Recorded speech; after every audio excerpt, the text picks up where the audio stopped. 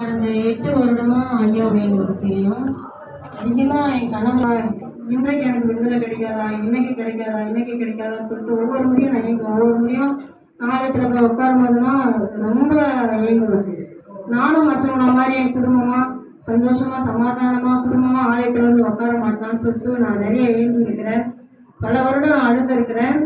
ஆனால் கர்த்தர் கிருபையா தொடர்ந்து இந்த வருஷமா குடும்பமா நானும் என் கணவரும் என் பிள்ளைகளுமா இந்த நியூ இயர் ஆராதனை கலந்து கொள்ள கர்த்தர் எனக்கு பெரிய கிருபை செஞ்சார். அதெல்லாம் கர்த்தரை நான் சோதரிக்கிறேன். அது மட்டும் இல்லாமல் ஒரு 2 வருடத்துக்கு முன்னாடி ஒரு பெரிய பிரச்சனையில நானும் என் பிள்ளைங்களை மட்டும் 12 மணி நைட்டு நாங்கள் இருக்கிற வீட்டில் இருந்து வெளியேற்றப்பட்டோம். எதிர்பார்க்கவே இல்லை. ஆனால் நாங்கள் வெளியில் தள்ளப்பட்டோம். வருதுன்னு தெரியாமல் நடுரோட்டில் நானும் என் 3 பிள்ளைங்களை நின்னோம். எனக்கு என்ன சொல்றதுன்னே தெரியல. ஏசப்பா, நான் உங்களை நம்பி தான் நான் இங்க இருந்தேன். எந்த மனுஷனும் நான் நம்பி இங்க நான் இல்லை. நான் உங்களையே நம்பி இருந்தேன். என்னை நீங்க வெக்கப்படுத்துறீங்களே ஏசப்பா. புறஜாதி மக்களும்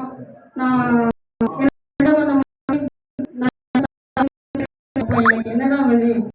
நான் உங்க சித்தத்துக்கு ஒப்பு கொடுக்குறேன் ஏசப்பா. நான் சுயநலமா என்னுடைய இஷ்டத்துக்கு நான் முடிவெடுத்து என்னுடைய வாழ்க்கையை நான் தேர்ந்தெடுத்து நான் தவறான பாதையில நான் போயிருந்தா தயவு செய்து என்னை மன்னிச்சிருங்க ஏசப்பா. இனி என்ன காரியம் என் குடும்பத்துல என்னுடைய வாழ்க்கையில நடந்தாலும் அது உமக்கேற்ற காரியமா இருக்கணும், உங்களுடைய சித்தமா இருக்கணும். ஆண்டோட சமூகத்தை நான் ஜெபிச்சேன்.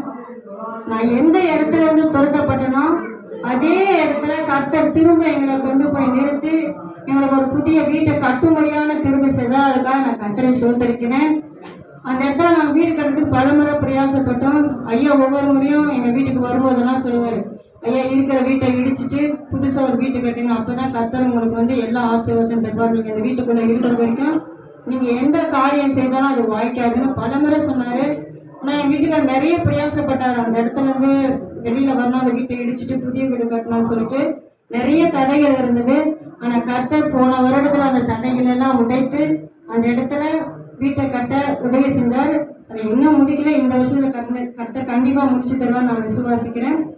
அந்த வீட்டு கட்டுறதுக்கு ஐயா எங்களுக்காக ரொம்ப பிரயாசப்பட்டு ஜெபிச்சாரு. கர்த்தருக்கு சோதனம், ஐயாவுக்கு நன்றி.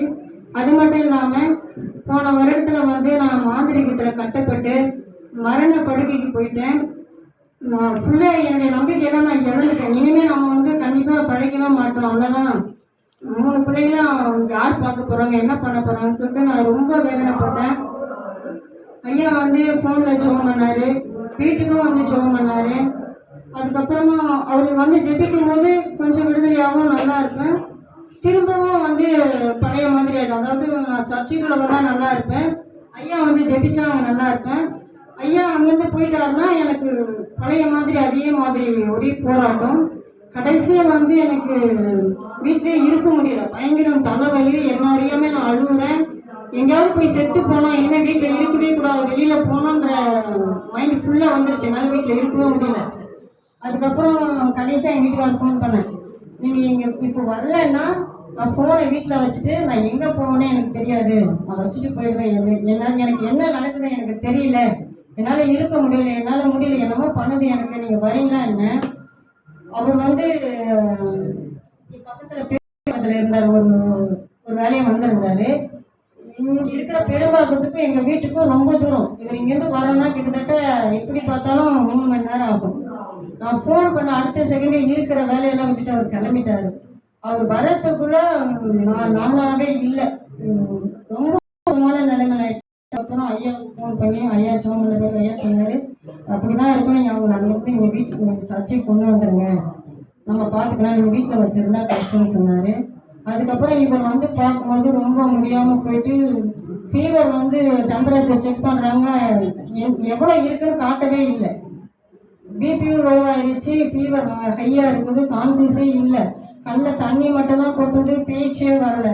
அதுக்கப்புறம் ஐயாவுக்கு ஃபோன் பண்ணி கேட்கும்போது அது அப்படி தான் இருக்கும், நீங்கள் முதல்ல ஹாஸ்பிட்டலில் பார்த்து இன்னும் இன்ஜெக்ஷன் டிப்ஸு போட்டு அவங்க ஓரளவுக்கு நார்மல் ஆனதுக்கப்புறம் சர்ச்சைக்கு கூப்பிட்டு வந்தாங்க. அதே மாதிரி ஹாஸ்பிட்டலில் போனால் மறுபடியும் என்னை சர்ச்சை நீங்கள் கூப்பிட்டு வந்தாங்க. உண்மையாக கர்த்தர் என்னுடைய வாழ்க்கையில் பெரிய அற்புதத்தை செய்தார். நான் மரண படுக்கையில் இந்த சபையில் நான் விழுந்து கிடந்தேன். கர்த்தர் ஐயா மூலயமா எனக்கு பெரிய விடுதலையை கொடுத்தார், என் ஜீவனை மீட்டு கொடுத்தார். இன்றைக்கு நானும் என் கணவரும் என் பிள்ளைகளமா சாட்சியாக நிற்கிறேன்னா கர்த்தருக்கு நான் நன்றி சொல்கிறேன். அது மட்டும் இல்லை, எனக்கு விடுதலை ஆனதுக்கு அப்புறமா பார்த்தீங்கன்னா என்னை வீட்டுக்கு அனுப்ப முடியாது. ஏன்னா நான் ரொம்ப பலவீனமாக இருந்தேன். நான் தான் வீட்டில் எல்லா வேலையும் செய்யணும்.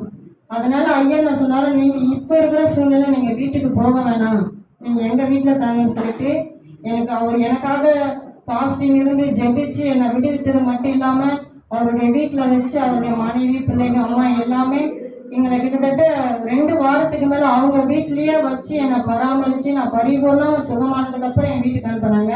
அதனால் நான் சிஸ்டருக்கும் ஐயாவுக்கும் குடும்பத்துக்கும் நான் நன்றி சொல்கிறேன். கர்த்தருக்கு நான் நன்றி சொல்கிறேன். கர்த்தர் என்னை விடுவிச்சார், என் குடும்பத்தை என்னை சமாதானமாக இன்னைக்கு கொண்டு உயர்த்தினார். அதுக்காக நான் கர்த்தரை சொல்லியிருக்கேன்.